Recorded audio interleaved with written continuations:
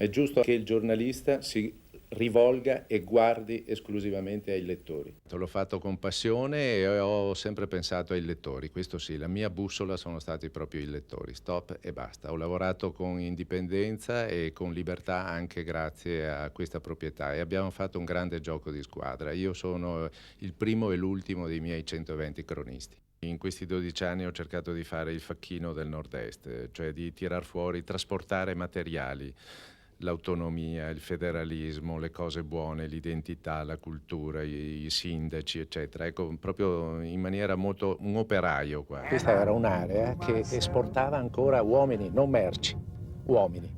Li faceva emigrare in Europa, in America. Questa era la zona che aveva il problema ancora di mangiare, del pane. Adesso basti pensare che Vicenza, in proporzione agli abitanti, è la provincia più industrializzata d'Italia.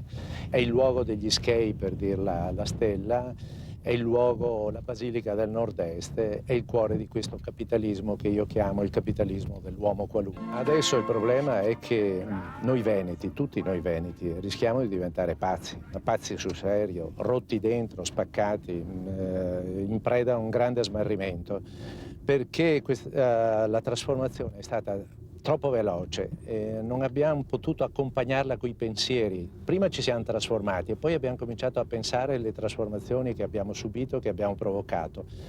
E oggi da un lato ci chiedono di essere globali, da un lato abbiamo una fame di autonomia incredibile, da un lato dobbiamo viaggiare il mondo, ci dicono tutti quanto bravi siete perché esportiamo il 44% del nostro prodotto interno lordo, dall'altro abbiamo voglia di parlare dialetto, abbiamo voglia di tradizione popolare, di paesaggio, abbiamo voglia di polenta e di soppressa, abbiamo voglia di capire le voci alte, ma di capire anche le voci che vengono da questo sottofondo veneto. In questo senso, se non riusciamo a ritrovare una cultura che saldi il grande, il globale e il nostro piccolissimo villaggio, beh, rischiamo di impazzire. Noi saremo il primo popolo d'Italia che andando in Europa impazzisce. Mi sento come cronista un uomo straordinariamente fortunato perché sono stato testimone di un Veneto che quasi non c'è più e sono ancora testimone del Veneto che si è costruito un'altra storia, un altro futuro.